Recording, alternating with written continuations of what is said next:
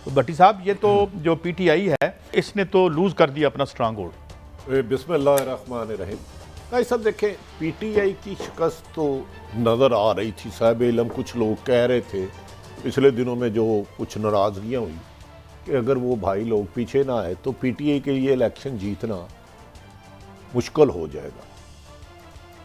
लेकिन मुझे सबसे ज़्यादा हैरत है कि नून लीग भी वहाँ ठुस हो गई और पीपल्स पार्टी भी हो गई। और मौलाना फजलुर रहमान जो इमरान खान जो सबसे ज़्यादा नापसंदीदा इमरान खान के, वो आपको पता है मेयर पेशावर, अभी मेयर पेशावर का रिजल्ट थोड़ी देर के लिए रुका हुआ है। रुका नहीं है, सिर्फ 5-6 पोलिंग स्टेशन है, उनकी क्लियरेंस आ गई है इलेक्शन कमीशन। अच्छा आ गई, ठीक है ठीक है। वहाँ पीटीआई तीसरे नंबर पे है। गवर्नर केपी के अजीज भी और बाद बेशुमार मुजरा के भाई बड़े बड़े बुर्ज उल्ट गए हैं। मुझे क्योंकि उनके आज खुद वज़रा ने कहा कि महंगाई जहाँ जाते थे अगले लोग ताने मारते थे, हम इसका सामना ही नहीं कर सके। यूसुफ जई का बयान आया, शिबली फराज साहब का आया और दीगर का आया। काजी साहब मेरी समझ से बाहर है कि मौलाना फजलुर रहमान ने अगर बल्दियाती इलेक्शन के नताइज जो आज आए हैं, अब तक आए हैं, इसका असर दरअसल कौमी इलेक्शन में बहुत ज़्यादा पड़ेगा। उसकी वजह है कि ये कौंसलर ने गली मोहल्ले से बंदे निकालने हैं। अगर केपीके में ये हाल हुआ है जिसका क्रेडिट इमरान खान लेते थे, 9 साल से हुकूमत वहाँ, वफाकी हुकूमत इनकी, सूबाई हुकूमत इनकी। असद कैसर की एक ऑडियो वीडियो लीक हुई है कि 2.5 अरब रुपये के मैंने फंड दे दिए हैं और 70 करोड़ मेरे पास कैश है। तो पंजाब में क्या होगा? मेरे लिए तो मौलाना साहब को कौन सा इंजेक्शन लगा, कहीं उसकी वो धमकी तो नहीं काम आ गई कि मुझे नैब ने बुलाया तो मैं धरना वो दूंगा। पता नहीं अब क्या है, लेकिन मैं पहले कुछ आपको वज़रा जो एडमिट कर रहे हैं कि हम जहाँ जाते थे कि वज़रा कि हम जहाँ जाते थे महंगाई की लोग बात करते थे, तो क्या ये फैक्टर सुनाइए ज़रा। जी मलिक साहब। मेरे ख्याल में अगर पहला तो भट्टी साहब ने फैक्टर बताया, अगर ये मान ली जाए शिबली साहब की बात कि पीटीआई का मुकाबला पीटीआई से था, इसका मतलब लीडरशिप का फेलियर है। लीडरशिप से मुराद हुज लीडिंग पीटीआई, ये बताने की ज़रूरत नहीं। तो दोनों तरफ से फेलियर है। मैं समझता हूँ इससे जो सबसे बड़ी जो चीज़ साबित हुई है, जो हम पाकिस्तानी बड़े टॉक शो करते हैं या लोग अपने अपने ओपिनियन देते हैं, हम पाकिस्तान के लोगों को अंडर एस्टिमेट कर रहे हैं। मेरी असेसमेंट है कि पाकिस्तान का वोटर ज़्यादा ज़हीन है, समझदार है और उसको पता है जमहूरियत क्या है।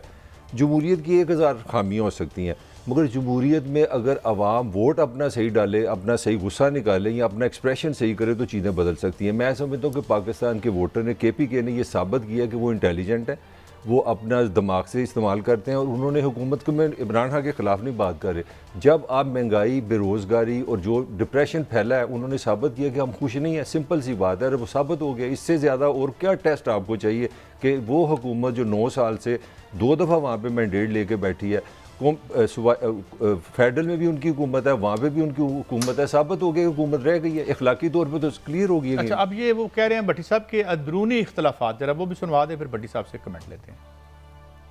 ये तो बड़ा खौफनाक इल्ज़ाम है भट्टी साहब। अच्छा, हैरत है ये इल्ज़ाम ये नून लीग पर लगाए तो कुछ बात समझ आती है। मौलाना फजलुर रहमान लगाए, अब पीटीआई कह रही है हमारे एमएनए एमपीए बिक गए हैं चंद टुकड़ों के लिए। तो जो पार्टी चंद पैसों के लिए अपनी पार्टी के खिलाफ कर दे तो वो अवाम के लिए क्या बेहतर करेगी? ये मैं हमेशा, कादी साहब आप याद करें, हम कहते थे कि पीटीआई की हुकूमत को ना अपोजिशन से खतरा है ना किसी से, सिर्फ अपनी महंगाई, बैड गवर्नर और लूट मार से खतरा है। वही नताइज हुए कि पार्टी तकसीम दर तकसीम होती गई। लीडरशिप का फुकदान है। जब लीडरशिप का फुकदान हो, लीडरशिप डमी लोगों को आगे लगाए, इज लाइक के पंजाब। आप जब ऐसे लोग जो कि जिनकी गिरफ्त कमज़ोर हो, जिनके ख़ानदान पे मुबैना इल्ज़ामत हो, उन्हें आगे करेंगे, तो ये इमरान खान साहब को सोचने का फैसला है। मेरे ख्याल में तो जो मुझे अभी इतला मिली है कि इमरान खान पंजाब में अब इलेक्शन नहीं कराएंगे। अगर सुप्रीम कोर्ट कोई जोर लगाती है तो अलग है, उन्होंने इजलास बुला लिया कि केपी के नताइज ये हैं। और एक वो कह रहे हैं कि जी हमारे एमएनए चंद पैसों के लिए, कुछ कह रहे हैं महंगाई की वजह से, कुछ कह रहे हैं गलत टिकट देने की वजह से। तो इसमें इसका मतलब है इन्हें अपोजिशन ने नहीं हराया, इन्हें इनके इस नारे ने हराया कि हम आके बेहतरी लाएंगे, इस्लाहत करेंगे। ना ये बेहतरी ला सके, ना इस्लाहत कर सके महकमों में, ना करप्शन का खात्मा कर सके। आपने मालम जप्पा और बीआरटी केस तो बंद कर दिया, लेकिन अवाम ने एक पर्ची के जरिए आपको बता दिया कि बच्चे हम बड़े बड़े बुर्ज एक छोटी सी पर्ची के जरिए ज़मीन बोझ कर देते हैं। मैं मलक साहब की इस बात को कह रहा हूँ। मैं भट्टी साहब आपको मौलाना का भी एक शॉट सुनवाता हूँ। जी सुनाएं। देखिए कुछ और बढ़ गए हैं अंधेरे तो क्या हुआ, मायूस हम नहीं है तुलुए सहार से, अब तुलुए सहार होगा इंशाल्लाह। और अब तो खैबर पख्तूनख्वा ने मैसेज दे दिया कि ये जाली हुकूमत थी और अब भी जाली हुकूमत है, और सूबे में भी जाली हुकूमत थी, अभी भी हमारे सूबे में माशाल्लाह फैज अपने बरकत के साथ मौजूद हैं, तो अल्लाह खैर करेगा इंशाल्लाह। इन्होंने भी अपना एक इशारा कर दिया है जिस तरीके से कैसे भी से देखे ना, वो जो एक शक था, जिनको भी शक था कि इलेक्शन फेयर नहीं हुई 2018 में, उनको एक सपोर्ट मिली है। मैं ये नहीं कह रहा कि साबित हो गया, मगर सबसे बड़ी बात है, अगर आप दोनों भी मेरे से एग्री करेंगे, आप 1 मिनट में रिकॉर्ड देख लें ज़िमनी इलेक्शन का, कहीं पे पीटीआई आपको नजर आई है। कंटोनमेंट में जो इलेक्शन हुए हैं उसमें नंबर 2 पार्टी जो बनी है पीटीआई है पंजाब में। लाहौर मतलब हमारे यहाँ ट्रेडिशनली जो होता है, जो कंटोनमेंट में लोग ज़रा जो रहते हैं वो समझा जाता है पीटीआई के साथ है। कंटोनमेंट इलेक्शन आप देख लें, ज़िमनी इलेक्शन देख लें, पिछले हफ्ते खानेवाल में इलेक्शन हुआ, इतना इंटरेस्टिंग इलेक्शन हुआ है, और उसमें नून का भी असलियत बाहर आ गई कि जो पीटीआई का पुराना कैंडिडेट था उसको नून ने टिकट दे दी, नून ने पीटीआई को टिकट दे दी, और वहाँ पे नून। लेकिन मालिक साहब आपको लगता नहीं है कि अभी यहाँ पे अभी तक जो हमारे पास ये जो फॉर्मेशन आ रही है कि 19 सीटों से वो आगे हैं, 62-63 सीटें हैं टोटल मेरे ख्याल में। नहीं काई साहब, ये बल्दियाती इलेक्शन है, देखिए इसमें एक कमेंट में इजला में हो रहे हैं, उनकी तहसीलों में हो रहे हैं, ये आप उसको मिक्स कर रहे हैं। ये कोई नेशनल इलेक्शन नहीं है। मैं नेशनल इलेक्शन की बात नहीं कर रहा, मैं तो और बात कर रहा हूँ। 36 ये 17 इजला में हो रहे हैं, और आगे उनकी तहसीलों में हो रहे हैं, और डायरेक्ट हो रहे हैं। ये उसमें हो रहे हैं, उसमें तो अक्सरियत अभी तक शहर और तहसीलें मौलाना के पास चले गई हैं, अभी तक पेशावर तक चले गए। अब तुराब साहब, क्योंकि मेरा ख्याल है जो आपको उन्होंने शॉर्ट सुनाया था ना, आपने सुना नहीं, और ये बात सच मौलाना साहब कह रहे हैं। गलती से आज मुझे मौलाना साहब को करना पड़ा है, क्योंकि कुछ जो गड़बड़ हुई है उसमें गंजे बख्शे फैज़ आलम मज़हर नूर खुदा, वो तो एक दाता गंज में उड़ी। ये ज़रा दोबारा सुनाइएगा जी, ज़रा मैं काजी साहब की तवज्जो का ज़रा चाहूँगा सुनना। देखिए कुछ और बढ़ गए हैं अंधेरे तो क्या हुआ, मायूस हम नहीं है तुलुए सहार से, अब तुलुए सहार होगा इंशाल्लाह। और अब तो खैबर पख्तूनख्वा ने मैसेज दे दिया कि ये जाली हुकूमत थी और अब भी जाली हुकूमत है, और सूबे में भी जाली हुकूमत थी, अभी भी हमारे सूबे में माशाल्लाह फैज अपने बरकत के साथ मौजूद हैं, तो अल्लाह खैर करेगा इंशाल्लाह। आप साहिब इल्म है, फैद अपनी बरकत के साथ मौजूद है हमारे सूबे में। ये क्लियर खुल के बात कर देते हैं, क्या हमारे को हाथ बंधे हुए हैं? ये कह रहे हैं जी ये मैंडेट जो था ये एस्टेब्लिशमेंट ने दिया था, या एस्टेब्लिशमेंट के जो लोग उस वक्त मौजूद थे। मगर मेरा आपसे एक सवाल है, ये तो है जाली हुकूमत। पाकिस्तान के 70 सालों में मुझे जरा असली हुकूमतें गिनवाएं। एग्रीड, मैं तो आपको सेकंड करता हूँ। जो हारता है वो कहता है कि धांधली हुई है, लेकिन असली मैंडेट क्या मतलब नहीं तो फिर 70 का इलेक्शन निकाल दें। काजी साहब असली फिर आप मैंडेट ही कोई सिस्टम पे आ गए ना, फिर बात यही हुई जो हमारी इस 2 साल से यहाँ पे बहस चल रही है, तो उसका जिम्मेदार कौन है? पॉलिटिशियन है कि वो निज़ाम है जो जैली हुकूमतें बना रहा है? ये सवाल है ना, खुल के बात करें। जो लोग मलिक साहब जो लोग पार्टनर इन क्राइम होते हैं, फैद अपनी बरकत के साथ, मुझे इसकी नहीं समझ आई। I can't understand. देखो मौलाना का पता नहीं, उनका अंदाज है, हम तो नहीं समझते इन चीज़ों को। बाहर वो कोई इंडायरेक्टली शायद ऐसा कहना चाह रहे हैं कि कोई उनको सपोर्ट थी, पीटीआई को ताकत थी उनके साथ, कोई इस तरह की कोई बात लग रही है। मैं मलिक साहब आपकी बात पे रुका हूँ।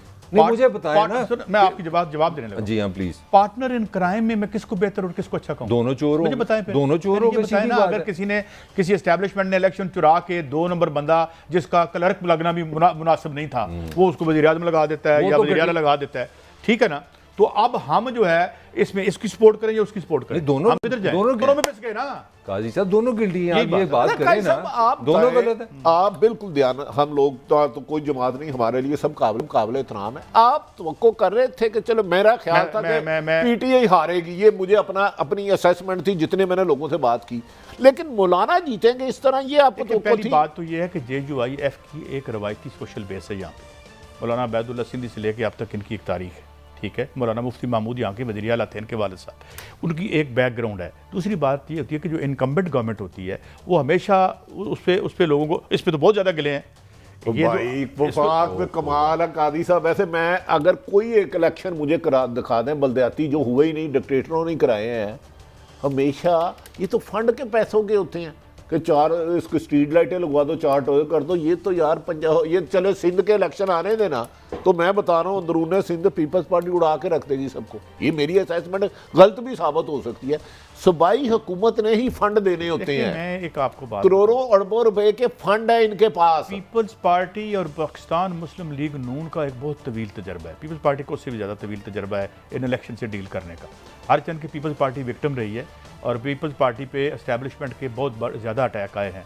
इतने मुस्लिम लीग नून पे नहीं आए जितने पीपल्स पार्टी ने उसको सहे हैं। अगर आप देखें उनके 2 वज़ीर आज़म तो आपने जो है वो गैर तबी मौत मरे हैं। एक को आपने फांसी लगा दी, एक जो है वो असैसिनेट हो गई। गिलानी को भी सुप्रीम कोर्ट से निकाला, गिलानी को भी निकाला सुप्रीम कोर्ट ने। अच्छा, अब मसला ये है भट्टी साहब कि एक बात जो मुझे लग रही है, आज हमारा वोटर अभी अगर 1916 पहले सिंगल लार्जेस्ट पार्टी बन गई है शायद, ये जो है JUIF अभी तक के नतीजे अभी तक के नतीजे सिंगल लार्जेस्ट, लेकिन क्लियर कट ये नहीं हम कह सकते कि 60 सीटें हैं तो कोई 35 ले गए।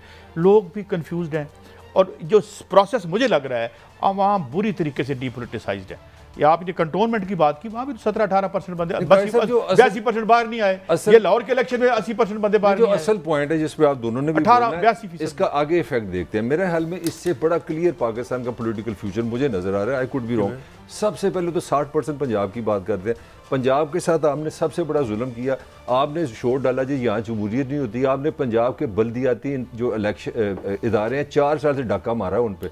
सुप्रीम कोर्ट की क्लियर कट इंस्ट्रक्शन के बावजूद आपने इदारे बहाल नहीं किए। 3.5-4 साल से तो पंजाब का पहले आपने राइट मारा। अब मुझे पता है 1% चांस है कि PTI पंजाब की तरफ आएगी। ये दूसरी क्वालिटी सुनने। और तीसरा जो है, जो मुझे आने वाले साल बाद भी इलेक्शन हो तो मेरा हाल पाकिस्तान का जो पॉलिटिकल फ्यूचर है, जो इंस्टेंट फ्यूचर आ रहा है, वो आज बिल्कुल क्लियर हो गया। वो कंफ्यूजन है, कोई जीते ना जीते, PTI फारग है। ये मैं आपको बताऊं, सिर्फ PTI फारग नहीं हुई, आपकी सारी पॉलिटिकल एलीट फारग होगी। जब आपके पास क्लियर कट कोई बंदा नहीं है, एक इमरान खान आया था जिसको यूथ जाती थी, वो तो अब जो फैसले हैं वही होंगे, क्योंकि जब आपने अवाम को अबंडन कर दिया, पीपल्स पार्टी ने अवाम को कुचला, मुस्लिम लीग नून ने कुचला, PTI ने कुचला, और वो उन्होंने कहा चलो जी भट्टी साहब मेरे दोस्त हैं, मेरे रिश्तेदार हैं, इन्होंने वोट पा दो, 25-30% वोट पड़ गए। फिर अगला वोट जो होता है ना, वो फिर जिन्होंने बनाना होता है वही बनाते हैं।